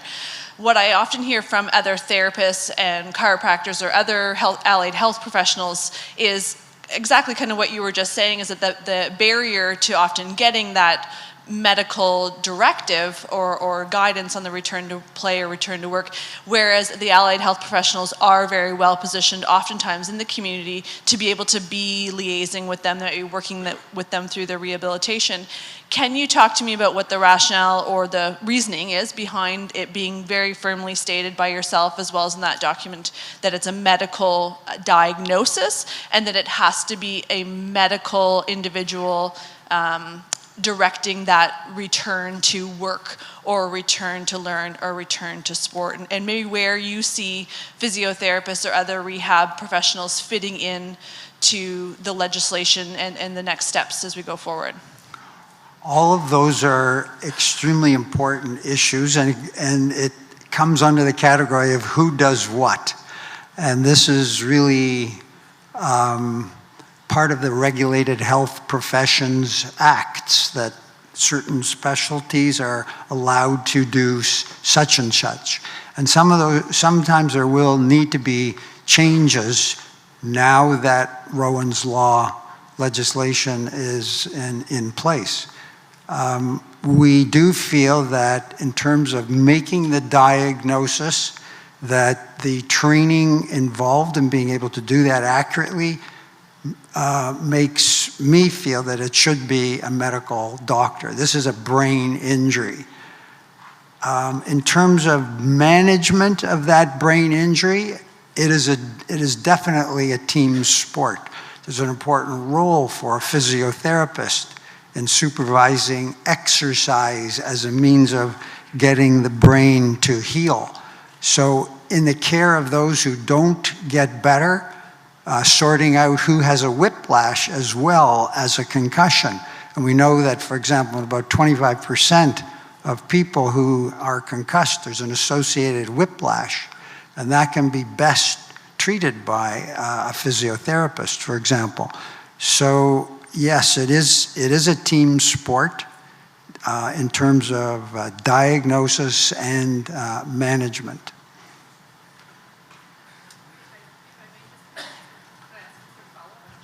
We have one other question, and we're running out of time, so if you may ask them later. Dale Robinson, you have one last question? I do. I tend to be action-oriented, and this is my third attendance at this conference, and I am equally impressed with the information presented this year. I just want to know what you would recommend for a response, a broad public response. There are several hundred people in this room who are learning a lot, and we're learning that we have a lot to do. So the question is, how do we get this to be an actionable problem where we can, in the old-fashioned way, write letters, start a social media campaign? Ken, if you and your book, and I gave several of them as Christmas presents this year to my family to read, if that can't move Gary Bettman, then maybe it's going to take a village. You know, it takes a village to raise a child. It's going to take a global village to protect our children. So I think I would like to hear what your thoughts are on that idea.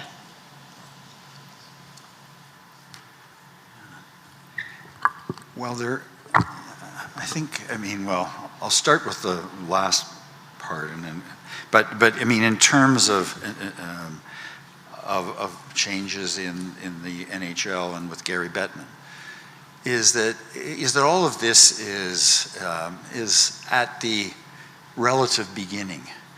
That you know, those who are decision makers who don't want to make decisions can usually wait you out, and that eventually you get tired, frustrated, and you go away. And so, you know, you have a choice, you know, of whether that's what you do or you don't. What's ahead if you don't go away? It starts to change dynamic, and as I said, you know, it starts to get angrier, more pointed, and in terms of Gary Bettman, it is less believing, and then it gets really embarrassing. And it's why I use the analogy of the tobacco CEOs, is that they went from offering explanation and to an audience that was somewhat skeptical to an audience that was just disbelieving. And once you disbelieve and somebody just keeps saying to you something that you do not believe any longer, then it is a humiliation. It is, you know, that you are just taken in a very different way.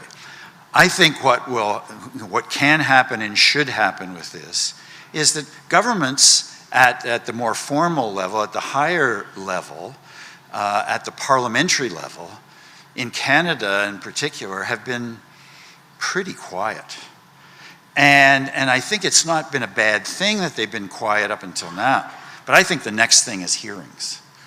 And once hearings start, then it's very difficult for those who are the decision makers in the different sports to reject you know, the invitation to appear at a hearing. Very difficult. And then once you're there, you'd better have answers. Because if you don't, if you attempt the dance, then I mean, by that point, people are so sensitive to the dance that they are not going to accept the dance, and the dance only gets you in deeper. So I think that part on that largest is that the federal government and provincial governments, they are ready and primed, and the moment for if the actors don't act, then it's then to hold, you know, to hold those hearings. In terms of more locally, and it's what we've talked about before. If you're involved in this, and each of you, that is involved in a particular sport, is that if you're a coach or if you're an administrator, it is, it is, on Monday, it is gathering others who are coaches and or officials, and saying, this is about the actions that we can take that are in our hands. What is it that they are? This is about coaching a football team or a hockey team and this and that, and it is also about the protection of the players that we coach. So we have all kinds of strategies about how to win games and win the championship. We are obliged to have strategies about how we can go about playing this game in a way that is that much safer. So you start by going to those that you think are most of the same, of a similar mind to yours, and you start that conversation and you move it up to, as we talked about before, and the coaches, and to then the local administrator or whatever, the hierarchy and the titles happen to be. But I think the occasion is there. And there really isn't the alternative approach, because the default alternative approach is always more awareness. No, sorry, done that. There, know enough, aware enough. Now it's about those that are charged with making decisions to take that awareness that we've already created and applying it. So it's a focus, a tone, an attitude, an energy, and it is, amongst your group first, and then expanding it as is appropriate.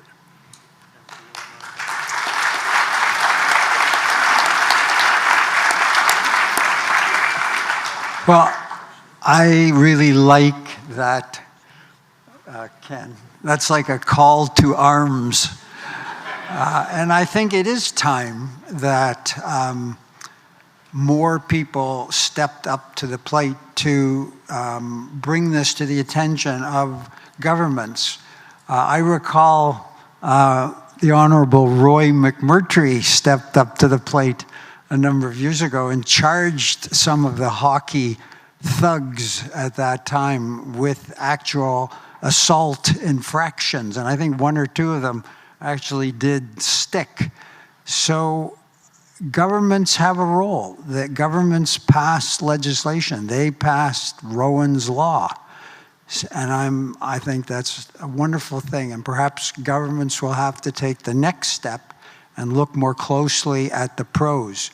The fact that the NHL lawsuit is being heard in the US is a bit unfortunate, but perhaps those Canadian players who are suing the NHL should be suing in Canada, and then there might be legislative hearings in Canada that will be helpful. I think that's a very good question, actually, because it's always challenging. It's not our problem. It's the administrators' problems. They set the rules, etc. But again, I'm going to come back and put the blame on the coaches. It's not the blame, but the power. And that when you go to your regional meetings, when you go to your school meetings, you guys amongst yourselves can call bullshit. When somebody puts a team out there that's running over another team, sorry, I know I'm not supposed to use that word. You told me that many times. I can't control myself. I'll take the hit. I don't get the good wine tonight. So, but when you go to your meetings and you've got a guy out there that's coaching his team to run guys down and go headhunting and doing all these things, the coach's voice matter. And so when as coaches you get to say, hey, you can't be coaching that way, pal. This is not what we're doing. We're here looking after young kids. They have a future ahead of them. Their mental health matters. The fact that they participate in sport matters to us as coaches. We don't want to put teams out there that have to fend for their lives and protect their brains. All coaches want is an even playing field. You give them that, they go to work. So if somebody shows up and their team is playing the edge to win, that's a poor coach. So I think this is where our coaches, our administrators can all help us. Is that once we, and this is why I'm so impressed and why we all come here year after year, is to speak to the you people, the coaches, the people who volunteer your time, because you're the place that's going to matter, quite frankly. We've been preaching for years and nobody's listening, right? Right, Warren? All right. So having coaches involved and having them control the game and manage a game, a player just wants to play. They show up because they want to impress whatever, girls or whatever. They want to get to be the quarterback. The coach decides whether they play quarterback or third string quarterback. The coach is their God.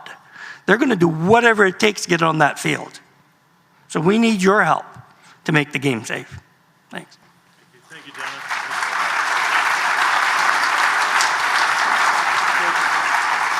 One more time, round of applause for these two gentlemen, Dr. Tator, Ken Dryden, and Dr. Hoshizaki. Thank you very much.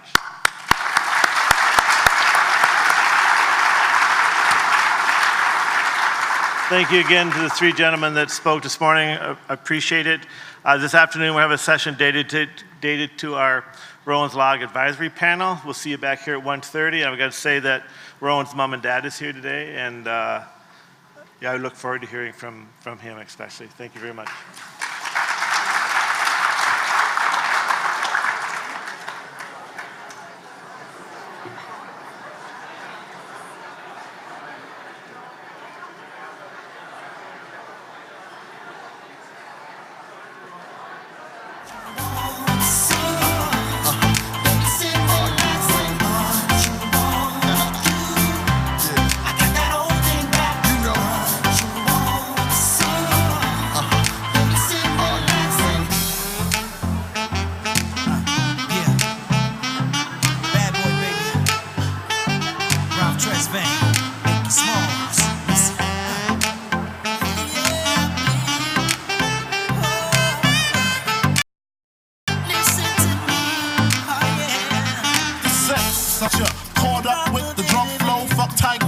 I told her fofo for niggas getting mad cause they bitch chose me, a big black motherfucker with G. You see, all I do is separate the game from the truth.